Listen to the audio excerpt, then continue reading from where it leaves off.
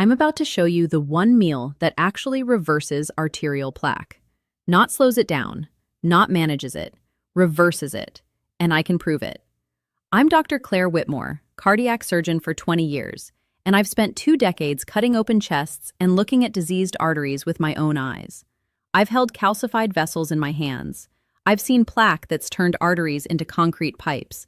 And I'm telling you right now, everything you've been told about how to unclog your arteries is wrong. The internet is full of nonsense. Lemon water to dissolve plaque, apple cider vinegar to clean your arteries, garlic supplements to melt cholesterol. It's all garbage. Your arteries are not kitchen pipes. Plaque is not grease stuck to the walls. You can't pour Drano down your throat and clear them out.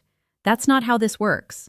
And the reason I know is because I've seen what actually happens inside diseased arteries. When I open a chest for bypass surgery, when I cut into a coronary artery that's 90% blocked, I see the pathology. I see the biology. And it's not what you think.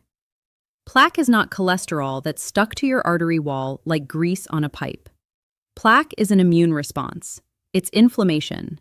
It's your white blood cells attacking oxidized cholesterol that's trapped inside your vessel wall. It's an autoimmune war happening inside your arteries right now. And if you want to reverse it, you need to understand the mechanism.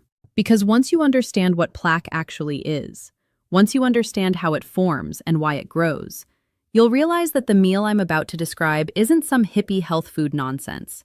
It's a targeted intervention. Every ingredient activates a specific pathway. Every compound triggers a specific cellular response. This meal doesn't clean your arteries. It activates reverse cholesterol transport.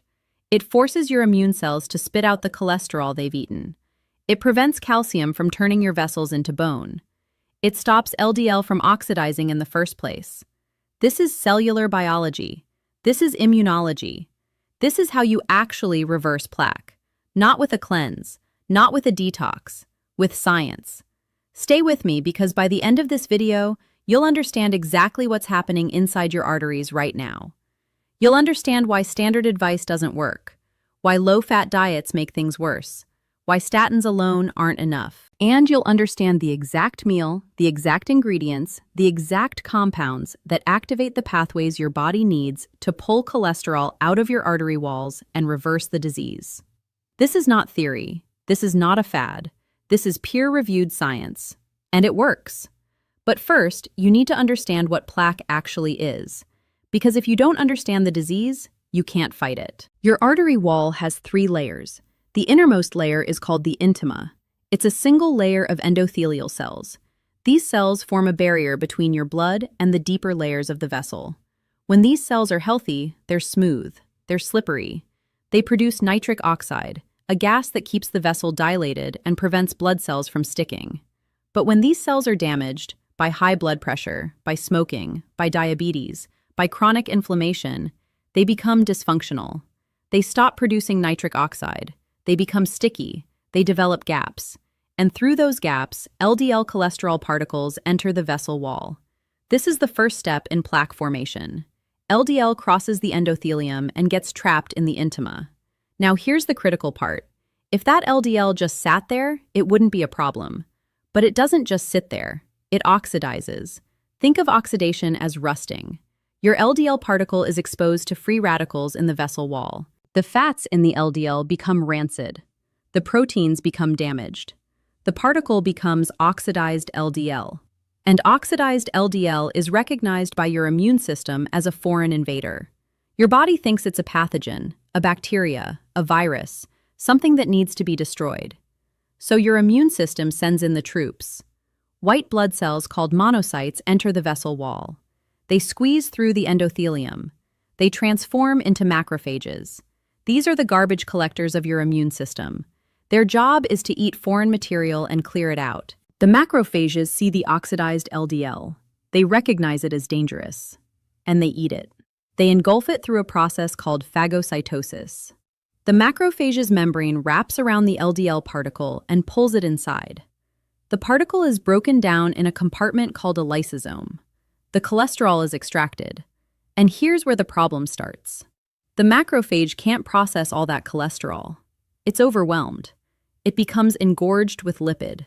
It swells up. It transforms into what we call a foam cell, a fat-filled immune cell that looks foamy under a microscope. And foam cells are the foundation of plaque. They're the first visible sign of atherosclerosis. When you do an autopsy on a teenager who died in a car accident, you often find fatty streaks in their arteries, yellowish lines in the vessel wall. Those are foam cells, millions of them, clustered together. The disease has already started. And here's the tragic part. Those foam cells are trying to help. They're trying to clean up the oxidized LDL. They're trying to protect you. But they get stuck. They can't leave the vessel wall. They can't transport the cholesterol back out. So they just sit there, bloated, sick, dying. And when they die, they rupture. They spill their contents into the vessel wall. Cholesterol crystals, inflammatory molecules, enzymes. This debris triggers more inflammation. More immune cells are recruited. More macrophages enter. More foam cells form. The plaque grows. And over years, over decades, this process continues. The plaque expands. It pushes into the lumen of the artery. It narrows the channel where blood flows. You develop symptoms: chest pain, shortness of breath, leg cramping when you walk. But the real danger isn't the narrowing, it's the rupture. Because plaque isn't stable. It's not a solid lump of cholesterol. It's a dynamic, inflamed lesion with a thin cap covering a core of dead foam cells and cholesterol debris. That cap is fragile, and when it ruptures, the contents spill into the bloodstream. Your blood is exposed to tissue factor, a powerful clotting signal. A clot forms instantly, occludes the artery, blood flow stops. If this happens in your heart, you have a heart attack. If it happens in your brain, you have a stroke. If it happens in your leg, you develop gangrene. This is how plaque kills, not by slowly narrowing the artery until it closes, but by rupturing suddenly and triggering a clot. And here's what's insane. The plaques that rupture aren't always the biggest ones. Sometimes a plaque that's only 40 or 50% occlusive, a plaque that wouldn't even cause symptoms, ruptures and kills you. Because it's not the size that matters, it's the composition. It's how inflamed the plaque is, how many foam cells are dying inside it, how thin the cap is. This is why the standard approach doesn't work. Cardiologists focus on narrowing. They do stress tests. They do angiograms. They measure how much the artery is blocked. If it's blocked more than 70%, they stent it. They open it up. Problem solved. Except it's not solved, because the plaque is still there, inflamed, unstable, ready to rupture. The stent prevents symptoms, but it doesn't reverse the disease. And the plaques that aren't stented, the ones that are only 30 or 40% occlusive, those are the ones that kill you. Because nobody's treating them. Nobody's reversing them. They're just sitting there, growing, inflaming, waiting to rupture. This is why we need a different approach. We don't need to widen the artery. We need to stabilize the plaque. Better yet, we need to reverse it. We need to pull the cholesterol out of the foam cells, out of the vessel wall, back into the bloodstream where it can be transported to the liver and excreted. This process exists. It's called reverse cholesterol transport, and it's the only way to actually reverse plaque. Your body has a mechanism for this: HDL cholesterol, high-density lipoprotein. You've heard it called good cholesterol, and it is good. But not because it's a different type of cholesterol. HDL is good because it's a transport vehicle. Its job is to pick up cholesterol from tissues and bring it back to the liver. When HDL encounters a foam cell, it docks on the cell surface. It activates a protein called ABCA1, ATP binding cassette transporter A1. This protein is like an eject button. It pumps cholesterol out of the foam cell and loads it onto the HDL particle. The HDL carries the cholesterol away. Back to the liver. The liver excretes it into bile. The bile goes into your intestines. The cholesterol leaves your body. The foam cell shrinks. The plaque regresses.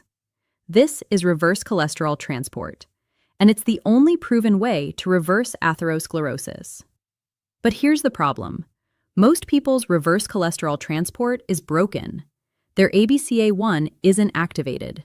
Their HDL isn't functional. Their foam cells can't eject the cholesterol, so the plaque just grows, and grows, and grows, until it ruptures, or until they end up in my operating room getting their chest cracked open for a bypass. But it doesn't have to be this way. Because ABCA1 can be activated, HDL function can be restored, reverse cholesterol transport can be turned on. Not with medication, not with surgery, with food. Specific foods, specific compounds, eaten in a specific combination. This is the meal I'm about to describe. And before you dismiss this as wishful thinking, understand that this is peer-reviewed science. There are human studies showing that specific dietary interventions activate ABCA1, that they increase reverse cholesterol transport, that they reduce plaque burden. I'm going to cite those studies. I'm going to show you the mechanisms. And then I'm going to give you the exact meal. But you need to understand one more thing before we get to the food. You need to understand calcification. Because cholesterol isn't the only problem in your arteries. Calcium is worse. As plaque matures, as the foam cells die and release their contents, calcium deposits form. Your body tries to wall off the inflammation. It lays down calcium, like scar tissue, like a scab. Over time, the plaque becomes calcified, hard, rigid. Your arteries literally turn into bone. We measure this with a coronary calcium score, a CT scan that quantifies how much calcium is in your coronary arteries. A score of 0 means no plaque. A score of 100 to 400 means moderate disease. A score over 400 means severe disease. And a score over 1,000 means you're a walking time bomb. Your arteries are concrete. Thomas was 68 years old. He felt fine, no symptoms. But his doctor ordered a coronary calcium score as part of a routine screening. The result came back 836. Severe disease. His cardiologist was shocked. How could someone with a score that high have no symptoms? They did an angiogram. His left anterior descending artery was 60% blocked. His right coronary artery was 50% blocked. Not severe enough to stent, but severe enough to kill him if one of those plaques ruptured. His cardiologist put him on a statin, atorvastatin 80 milligrams. Told him to eat a low-fat diet. Told him to exercise. Standard advice. Thomas did everything right. He took his statin every day. He cut out red meat. He ate chicken and fish. He walked every morning. 1 year later, they repeated his calcium score, 981. It had increased by 145 points. The plaque was growing, calcifying. Despite the statin, despite the diet, despite the exercise. Thomas was devastated. He thought he was doing everything right, but he was getting worse. He came to me asking if he needed surgery. I looked at his angiogram. The blockages weren't severe enough to bypass, but I told him the truth. If he didn't reverse this process, if his plaque kept growing, he'd be dead within 5 years, either from a heart attack or on my operating table. Thomas asked what he should do. I told him to stop eating a low-fat diet. I told him the exact meal I'm about to describe to you. I explained the mechanisms, the ABCA1 activation, the calcium inhibition, the oxidation prevention. Thomas was skeptical. He said, "My cardiologist told me to avoid fat. You're telling me to eat olive oil?" I said, "Your cardiologist is wrong. Low-fat diets don't reverse plaque. They make it worse, because they lower your HDL. And without HDL, you can't activate reverse cholesterol transport. You can't pull cholesterol out of your arteries." Thomas trusted me. He changed his diet. He ate this meal every single day. Not once a week, not when he felt like it. Every day. We repeated his calcium score 18 months later. 922. It had decreased. 59 points. The plaque was regressing. The calcium was being reabsorbed. His arteries were healing. Thomas is still alive today.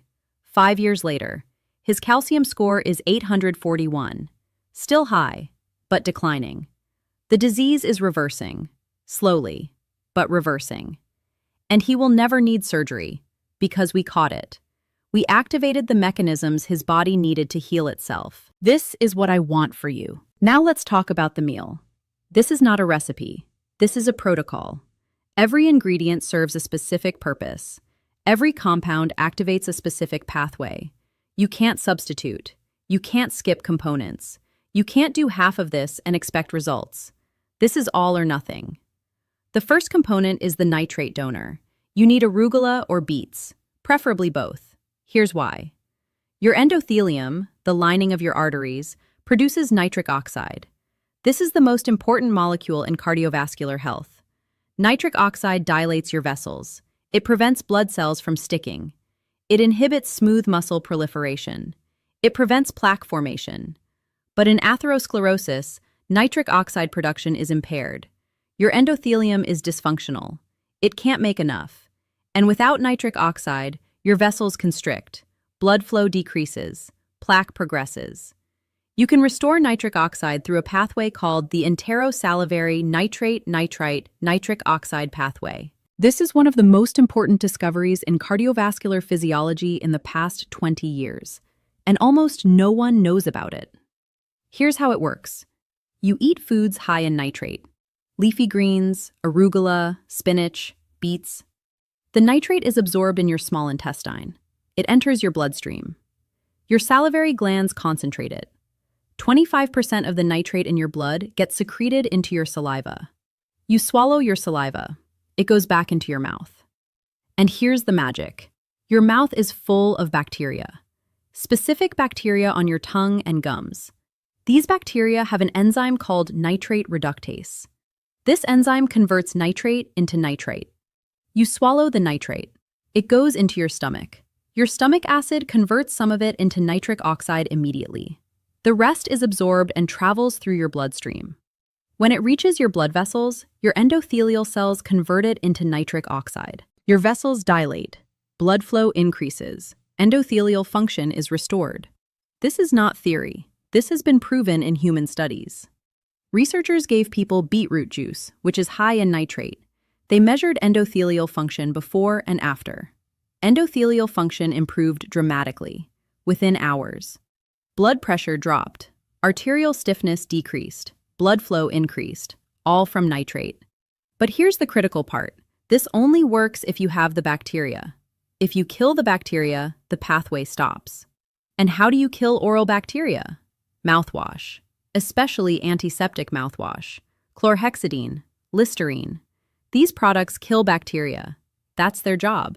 But they kill the good bacteria too, the bacteria that convert nitrate to nitrite. If you use mouthwash, you destroy the enterosalivary pathway. Your body can't make nitric oxide from nitrate.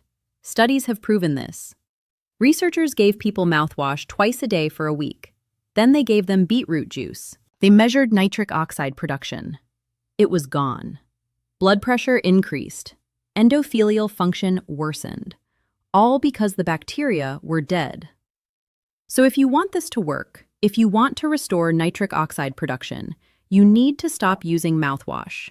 Immediately. Just brush your teeth. Floss. That's enough. Don't kill the bacteria that are keeping your arteries alive. Now, how much nitrate do you need? Studies show that 300 to 500 milligrams of nitrate per day is optimal. That's about 2 cups of arugula, or 1 large beet, or a cup of beetroot juice. I prefer arugula because it's easier to incorporate into a meal. You're going to use it as the base. A large salad. 2 to 3 cups of arugula. Raw, not cooked. Cooking destroys some of the nitrate. Eat it raw. Your salivary glands will concentrate the nitrate. The bacteria will convert it. Nitric oxide will flood your system. Your vessels will dilate. Blood flow to your heart will increase. Endothelial function will improve. Within hours. You'll feel it. Your hands and feet will be warmer. Your blood pressure will drop slightly. Your exercise tolerance will improve. This is the first step. You've opened the road. But opening the road isn't enough. You need to move the garbage. You need to activate reverse cholesterol transport. You need to turn on ABCA1. And for that, you need the second component, high phenolic extra virgin olive oil. Not just any olive oil, high phenolic. This matters. Olive oil contains a compound called Oleocanthal. This is a phenolic compound. It's what makes high-quality olive oil taste peppery. That burning sensation in the back of your throat when you swallow good olive oil? That's Oleocanthal. And Oleocanthal is one of the most powerful compounds for cardiovascular health. It does 2 things. First, It's anti-inflammatory. Oleocanthal inhibits COX enzymes, the same enzymes inhibited by ibuprofen. It reduces inflammation in your vessel walls. It calms the immune response. It stabilizes plaque. Second, and this is critical, oleocanthal upregulates ABCA1. It activates the gene that produces this transporter. Your foam cells start expressing more ABCA1 on their surface. And more ABCA1 means more cholesterol ejection, more reverse cholesterol transport, more plaque regression. This has been proven in cell culture studies. Researchers took foam cells, macrophages that had eaten oxidized LDL, and treated them with oleocanthal. ABCA1 expression increased. Cholesterol efflux increased. The foam cells shrank. The cholesterol was being pulled out. And it's been proven in human studies. The Predimed trial. This was a massive study done in Spain, 7,000 participants, high cardiovascular risk. They were randomized into 3 groups.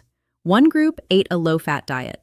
One group ate a Mediterranean diet supplemented with nuts. One group ate a Mediterranean diet supplemented with extra virgin olive oil. 50 milliliters per day. That's about 4 tablespoons. The study ran for 5 years.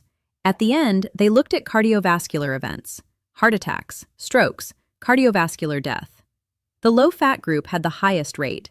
The nut group had a lower rate. The olive oil group had the lowest rate. 30% reduction in cardiovascular events compared to the low-fat group. 30% from olive oil. But not just any olive oil. The olive oil they used was high in phenolic compounds, high in oleocanthal. Because that's what Spanish olive oil is. Fresh, cold-pressed, unfiltered, high phenolic content. If you use cheap olive oil, refined, filtered, sitting on a shelf for months, you're not getting oleocanthal. You're getting fat. Just fat. And fat alone doesn't activate ABCA1. You need the phenolic compounds. So when you buy olive oil, look for these characteristics. Extra virgin. Cold-pressed. From a single estate if possible. Harvest date on the bottle, ideally within the past year. Dark glass bottle to protect from light. And do the taste test. Pour a small amount into a cup. Swallow it. It should burn the back of your throat. Peppery. Harsh. That burn is oleocanthal. The stronger the burn, the higher the phenolic content. If it tastes smooth and mild, it's low in phenolics. Don't buy it. Get the harsh stuff. The stuff that makes you cough. That's what you need. How much? The Predimed study used 50 milliliters per day. That's 4 tablespoons. That's a lot. Most people can't stomach that much straight. So you incorporate it into your meal. You dress your arugula salad with it. Generously. 3 to 4 tablespoons. Don't be shy. This is medicine. You're not trying to save calories. You're trying to activate ABCA1. Pour it on. Now you have nitrates to produce nitric oxide. You have oleocanthal to activate reverse cholesterol transport. But there's a third mechanism you need to address. Calcification. Because if your arteries are calcified, if calcium is being deposited into your vessel walls, nitric oxide and ABCA1 won't be enough. You need to stop the calcification. Better yet, you need to reverse it. And for that, you need vitamin K2, not vitamin K1. K2. This is critical. Vitamin K1 is involved in blood clotting. You get it from green leafy vegetables. It's important, but it doesn't affect calcium. Vitamin K2 is different. It's involved in calcium metabolism. Its job is to direct calcium to the right places, into your bones, not into your arteries. K2 activates proteins that control calcium. The most important one is called matrix GLA protein, MGP. This protein is made by the smooth muscle cells in your artery walls. Its job is to inhibit calcification. It binds to calcium crystals and prevents them from forming. It keeps your arteries soft, flexible, alive. But MGP only works if it's activated, and it's activated by vitamin K2. Without K2, MGP remains inactive. It can't bind calcium. Your arteries calcify. They turn into bone. And once they're calcified, they're rigid.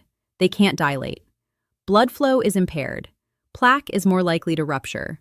you're at high risk for heart attack and stroke. This is why calcium scores are such a powerful predictor of cardiovascular events. They're not just measuring plaque, they're measuring how dysfunctional your calcium metabolism is.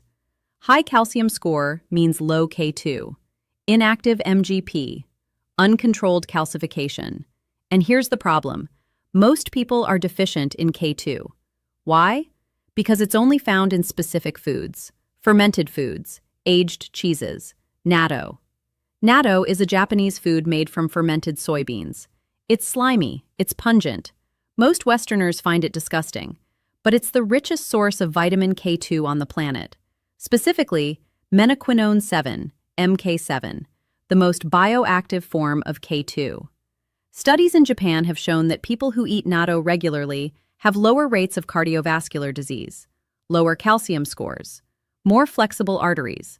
And when researchers gave people MK7 supplements, calcium scores stopped increasing. In some cases, they decreased. The calcium was being pulled out of the arteries and redirected to the bones, where it belongs. This is the only nutrient that has been shown to reverse arterial calcification in humans. The only one. Not vitamin D, not calcium supplements, not magnesium. K2, specifically MK7. Thomas, the patient I mentioned earlier with a calcium score of 836, ate natto every single day. 50 grams. That's about 2 tablespoons. It provided about 200 micrograms of MK7, and his calcium score decreased from 981 to 841 over 3 years. That's regression. That's reversal. And it's because of K2. Now I understand that most people aren't going to eat natto. It's an acquired taste. So what are the alternatives? Aged cheeses, Gouda, Brie, Edam. These contain moderate amounts of K2, about 10 to 20 micrograms per ounce. You'd need to eat several ounces per day to get a therapeutic dose. That's a lot of cheese. The other option is supplementation. MK7 supplements are available. The dose used in studies is 180 to 360 micrograms per day. This is safe. K2 doesn't affect blood clotting. It doesn't interfere with blood thinners. It's one of the safest supplements you can take. But I prefer food sources when possible. So the third component of this meal is either natto, if you can tolerate it, or aged Gouda cheese, about 3 ounces, or an MK7 supplement, 180 micrograms, taken with the meal. This activates MGP. It stops calcium from depositing in your arteries. It starts pulling existing calcium out. Your vessels become more flexible. Your calcium score stabilizes, or decreases. But calcium isn't the only enemy. There's one more mechanism you need to address: oxidation. Remember, plaque starts when LDL crosses the endothelium and oxidizes. If you can prevent that oxidation, you can prevent the entire cascade. No oxidized LDL means no macrophages eating it, no foam cells, no plaque. So how do you prevent LDL oxidation? Antioxidants. But not just any antioxidants, specific ones that bind to LDL and protect it. The most powerful are called punicalagins. These are polyphenols found in pomegranates, specifically in the seeds and the membrane around the seeds. Punicalagins have a unique property. They bind directly to LDL particles. They coat them. They prevent free radicals from attacking the fats and proteins in the LDL. The LDL can't oxidize, and if it can't oxidize, your immune system doesn't recognize it as foreign. Macrophages don't eat it. Foam cells don't form. Plaque doesn't grow. This has been proven in human studies. Researchers gave people pomegranate juice for 1 year. They measured carotid intima media thickness. That's a measure of plaque burden in the carotid arteries. The thickness decreased. The plaque regressed. And when they looked at the mechanism, they found that LDL oxidation had decreased dramatically. The LDL particles were resistant to oxidation because they were coated with punicalagins. Pomegranate also does something else. It increases paraoxinase activity. Paraoxinase is an enzyme that rides on HDL particles. Its job is to break down oxidized lipids. It cleans up oxidized LDL. It protects the vessel wall from oxidative damage. People with high paraoxinase activity have lower rates of cardiovascular disease. and pomegranate increases paraoxinase. Your HDL becomes more protective, more functional, better at reverse cholesterol transport. This is why pomegranate is the fourth component of this meal. But not pomegranate juice. Juice is too high in sugar. You want the whole fruit. Specifically, the arils, the seed sacs. They're crunchy, tart, delicious, and packed with punicalagins. 1 cup of pomegranate arils provides about 300 milligrams of punicalagins. That's a therapeutic dose. You add them to your arugula salad. They provide texture, flavor, color, and oxidation protection. Now let's put this all together. The complete meal. The arterial remodeling protocol. Start with a large bowl. 2 to 3 cups of fresh arugula. This provides your nitrates. 300 to 500 milligrams. Your salivary glands will concentrate them. The bacteria will convert them to nitrite. Nitric oxide will be produced. Add 1 cup of fresh pomegranate arils. These provide punicalagins. They'll bind to your LDL, prevent oxidation, stop the foam cells from forming. Dress the salad with high phenolic extra virgin olive oil, 3 to 4 tablespoons. This provides oleocanthal. It'll activate ABCA1. Start pulling cholesterol out of your foam cells. If you can tolerate natto, add 50 grams on the side. If not, add 3 ounces of aged Gouda cheese on top of the salad, or take an MK7 supplement with the meal. This activates MGP, stops calcification, starts reversing it. That's the meal. Simple, whole foods, no processed ingredients, no pills, no powders, just food. But food chosen specifically for its bioactive compounds. Food that activates the exact pathways your body needs to reverse plaque. Now, let me address the objections, because I know what you're thinking. First objection. This has too much fat. Olive oil is pure fat. You're telling me to eat 4 tablespoons? That's 500 calories just from oil. Yes, it is. But those calories are not the problem. The low-fat dogma has destroyed cardiovascular health in this country. For 50 years, we've been told to avoid fat. Eat more carbs, more grains, more sugar. And what happened? Obesity rates skyrocketed. Diabetes rates exploded. Heart disease remained the #1 killer. Because fat isn't the enemy. Oxidized LDL is the enemy. Inflammation is the enemy. Dysfunctional HDL is the enemy. And low-fat diets make all of these worse. When you cut fat, you cut HDL. Your good cholesterol drops. Your reverse cholesterol transport slows down. You can't pull cholesterol out of foam cells anymore. Plaque grows. Low-fat diets also increase triglycerides. Your liver converts excess carbohydrates into fat.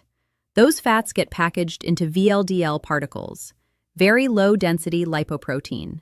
These particles are more likely to oxidize than LDL, more likely to cause inflammation, more likely to form plaque. And low-fat diets increase small, dense LDL, the most dangerous type, the type that penetrates the vessel wall most easily, the type that oxidizes most readily, the type that causes the most plaque. So when you eat a low-fat, high-carb diet, you're making your lipid profile worse, not better.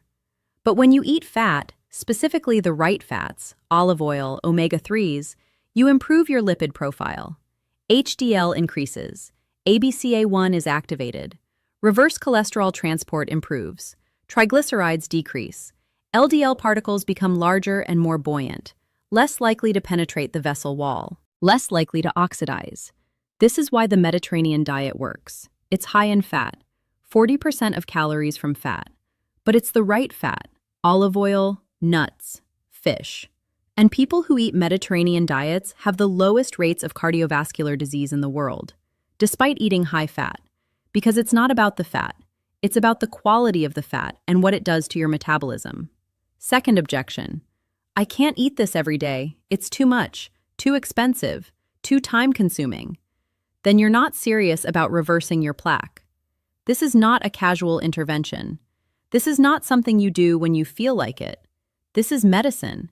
If I prescribed you a medication and told you to take it every day, you'd take it every day. This meal is medicine. It activates pathways that medication can't. You eat it every day, no exceptions. Is it expensive? Yes. Good olive oil costs money. Pomegranates cost money. Aged cheese costs money. But how much does a heart attack cost? How much does bypass surgery cost? How much does a lifetime of disability cost? This meal costs maybe $10 to $15 per day. That's $300 to $450 per month. Bypass surgery costs $100,000. A heart attack can cost $50,000 if you survive. And if you don't survive, your family pays the price. Funeral costs, lost income, lost years. This meal is the cheapest insurance you can buy. Eat it every day. Make it non-negotiable. Is it time-consuming? It takes 10 minutes to prepare. Wash arugula. De-seed a pomegranate. Drizzle olive oil. That's it. If you don't have 10 minutes to save your life, you have the wrong priorities. Third objection. What about the studies showing that antioxidant supplements don't work? Correct. Antioxidant supplements don't work. Vitamin E pills, vitamin C pills, beta-carotene pills. Large studies have shown they don't reduce cardiovascular events. Some studies even showed they increased mortality. But that's not what we're talking about. We're not talking about isolated synthetic vitamins in pill form. We're talking about whole foods. Foods that contain thousands of compounds working synergistically. Pomegranates don't just contain one antioxidant. They contain dozens. Polyphenols, anthocyanins, tannins. These compounds work together. They have effects beyond simple antioxidation. They activate genes. They modulate inflammation. They interact with gut bacteria. You can't replicate that with a pill. This is why food-based interventions work and supplement-based interventions don't. The compounds in whole foods are bioavailable. They're in the right form. They're delivered with cofactors that enhance absorption. They're metabolized by your gut bacteria into active metabolites. A pomegranate is not a vitamin C pill. It's a pharmacy. Hundreds of compounds with overlapping synergistic effects. That's why it works. Fourth objection. My doctor told me to take a statin. Isn't that enough? No. Statins lower LDL cholesterol. They reduce the amount of LDL in your bloodstream. This slows plaque growth. It might stabilize plaque, but it doesn't reverse plaque. Statins don't activate ABCA1. They don't increase reverse cholesterol transport. They don't pull cholesterol out of foam cells. They don't stop calcification. They don't prevent LDL oxidation. They just lower the number. And yes, lowering LDL is important. I'm not saying stop your statin. But statins alone are not enough. Thomas was on a high-dose statin. His LDL dropped to 70, and his calcium score still increased. Because the statin wasn't addressing the mechanisms. It wasn't activating reverse cholesterol transport. It wasn't stopping calcification. You need both. Statin to lower LDL. Diet to activate the pathways. Combined, they work. Separately, they fail. Before we continue, I need you to understand why I'm sharing this.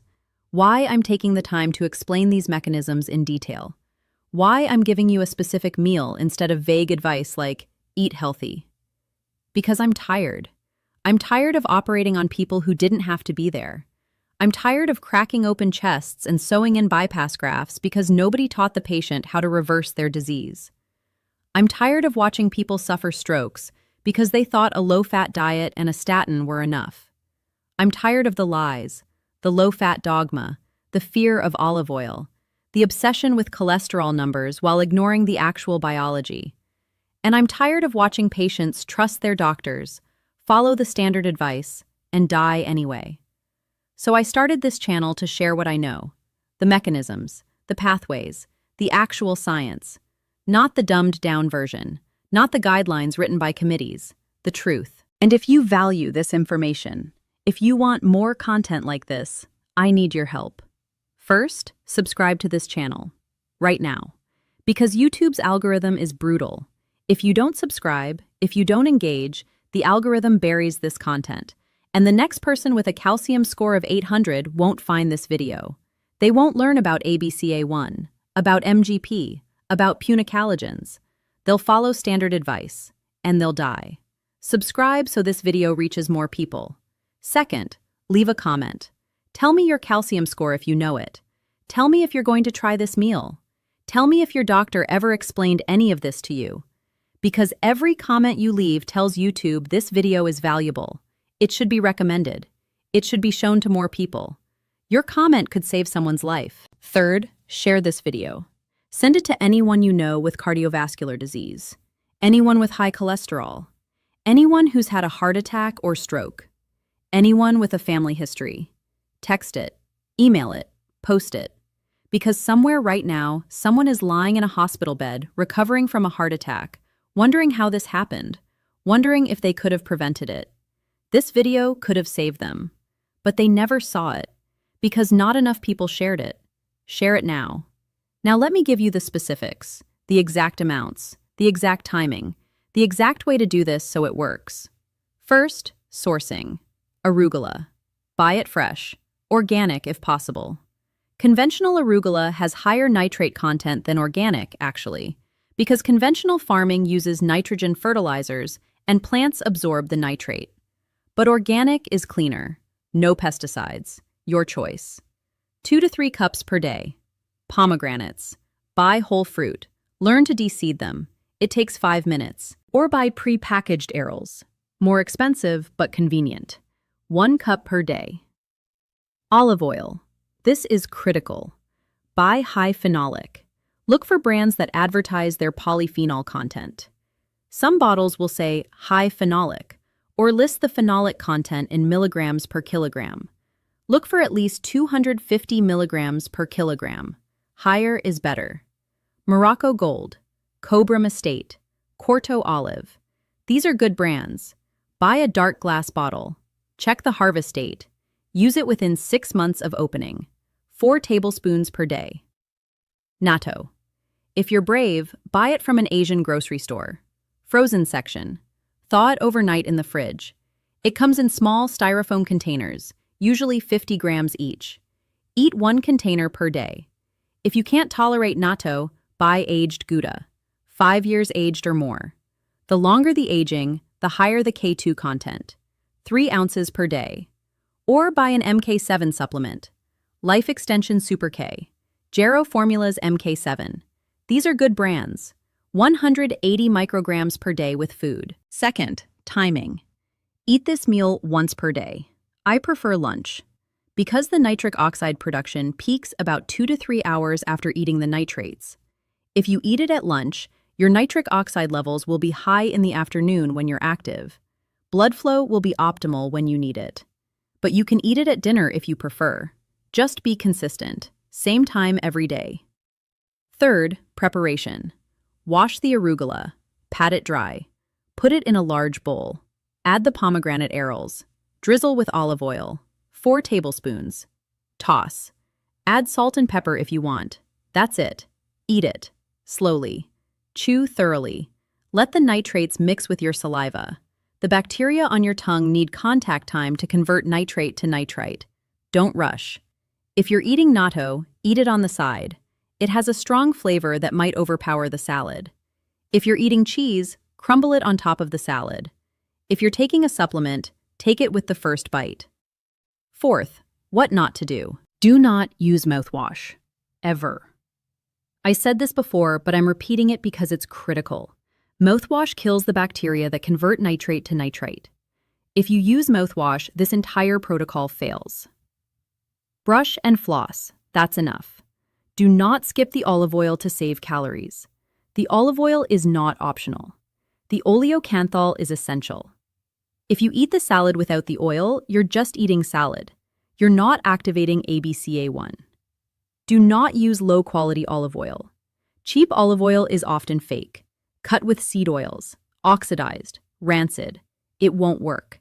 Invest in the good stuff. Do not substitute the arugula with spinach. Spinach has oxalates that can interfere with calcium absorption. Arugula doesn't. Use arugula. Do not eat this meal and then go eat a standard American diet the rest of the day. This is not a magic bullet. You can't eat fast food and processed junk and then expect one salad to fix it. This meal is part of a comprehensive approach. You also need to avoid seed oils. Avoid sugar. Avoid refined carbs. Eat whole foods. This salad is the foundation, but you need to build the rest of the structure. Fifth, monitoring. If you want to know if this is working, you need objective measures, not just how you feel. Calcium score. Get a baseline, then repeat it in 18 to 24 months. If the score is stable or decreasing, it's working. If it's increasing, you're doing something wrong. Advanced lipid panel. Not just total cholesterol and LDL. Get a detailed panel. LDL particle number, LDL particle size, HDL particle number, apolipoprotein B, lipoprotein A. These markers tell you what's actually happening. You want LDL particle number below 1,000. You want large, buoyant LDL particles. You want high HDL particle number. You want ApoB below 80. Carotid ultrasound. This measures intima media thickness, plaque burden in your carotid arteries. Get a baseline. Repeat annually. You want the thickness to decrease, or at least stay stable. High sensitivity C-reactive protein. This measures inflammation. You want it below 1.0 milligrams per liter, ideally below 0.5. If it's elevated, you have systemic inflammation that needs to be addressed. These tests cost money, but they give you data, objective proof that this protocol works. Or, if it's not working, they tell you what needs to be adjusted. Now let me address the elephant in the room. Why doesn't your doctor know this? Why isn't this standard of care? Because medical education is broken. Doctors are trained to prescribe medication, to perform procedures, not to understand nutrition, not to explain cellular mechanisms. The average medical school provides less than 20 hours of nutrition education in 4 years. Most of that is biochemistry, the Krebs cycle, amino acid metabolism. Nothing practical. Nothing about how food affects gene expression, how polyphenols activate transporters, how nitrates restore endothelial function. And after medical school, during residency and fellowship, there's no nutrition training at all. Doctors learn to treat disease, not to prevent it, not to reverse it. They learn that atherosclerosis is a chronic progressive disease. You manage it with statins. You stent blockages when they're severe. You bypass them when stenting isn't an option. But you don't reverse them. That's not possible. Except, it is possible. The research proves it. Dean Ornish published studies in the 1990s showing that intensive lifestyle intervention could reverse coronary artery disease. Angiograms showed plaques shrinking. Caldwell-Esselstyn published similar results. Patients with severe disease, multiple blockages. He put them on a plant-based diet. Plaques regressed. Symptoms resolved. These studies exist. They're peer-reviewed. They're published in major journals. But they're ignored. Why? Because there's no money in lifestyle intervention. You can't patent arugula. You can't charge $5,000 a month for olive oil. Pharmaceutical companies fund medical research. They fund continuing medical education. They sponsor conferences. They pay doctors to give talks. And they're not interested in promoting interventions that don't involve their drugs. This is why your cardiologist prescribes a statin and tells you to eat less fat. That's what he learned. That's what the guidelines say. He doesn't know about ABCA1. He doesn't know about MGP. He's never read the Predimed study. He's never heard of Oleocanthal. Not because he's stupid, but because he was never taught. And he doesn't have time to learn. He's seeing 40 patients a day. He's doing procedures. He's filling out paperwork. He's fighting with insurance companies. He doesn't have time to read nutrition research. So he follows the guidelines: statin, low-fat diet, exercise. And patients keep having heart attacks. I'm not saying your doctor is malicious. I'm saying the system is broken. And if you want to survive, you can't rely on the system. You have to educate yourself. You have to understand the mechanisms. You have to take control. This is why I created an ebook. It's called the Arterial Remodeling Protocol, and it's everything I know about reversing atherosclerosis, compiled into one comprehensive guide. The complete science of plaque formation, how foam cells form, how calcification progresses, how plaques rupture. The detailed explanation of every mechanism: ABCA1, MGP, nitric oxide, paraoxinase, more than I can cover in this video. The complete meal plan, not just this one salad, a full day of eating, breakfast, lunch, dinner, snacks. Every meal designed to activate specific pathways. The supplement protocol. Which supplements actually work? The doses, the timing, the brands I recommend, and which supplements are a waste of money. The exercise protocol. How to improve endothelial function through specific types of movement. Not just exercise more. The monitoring protocol. Which tests to get. How often. How to interpret the results. What to do if they're not improving. Real case studies. Patients like Thomas. What they ate. What their numbers were. How they reversed their disease. To get this ebook, go to the link in the description. Join Senior Health Life Daily. This is not free. This is a premium resource that represents 20 years of surgical experience and months of compiling research. But it's worth every penny if it keeps you out of my operating room. Click the link, get the ebook, get the complete protocol. Now before you go, I want you to watch one more video. Click the link appearing on your screen. It's called The One Supplement That Dissolves Arterial Plaque, backed by 127 studies. Because even with this meal, even with perfect nutrition, there's one supplement that accelerates plaque regression faster than anything else. One compound that's been studied in over 100 trials. One intervention that cardiologists never mention because it's not a pharmaceutical. You need to know what it is. Click now, watch that video, and subscribe if you haven't already. Hit that button, because I'm committed to sharing truth. Mechanisms, protocols that actually work, not guidelines written by pharmaceutical companies, not advice designed to keep you on medication for life. The truth. Subscribe so you don't miss it. Take care of your arteries. Eat this meal every day. Monitor your progress. And remember what I told you at the beginning. Your arteries are not pipes. Plaque is not grease. You can't clean them with vinegar. But you can activate reverse cholesterol transport. You can stop calcification. You can restore nitric oxide. You can prevent oxidation. You can reverse the disease. One meal at a time, one mechanism at a time, one day at a time. Until your calcium score drops. Until your plaque regresses. Until you never need surgery. That's what I want for you. That's why I made this video. Now go eat the meal. Activate the pathways. Heal your arteries. I'll see you in the next video.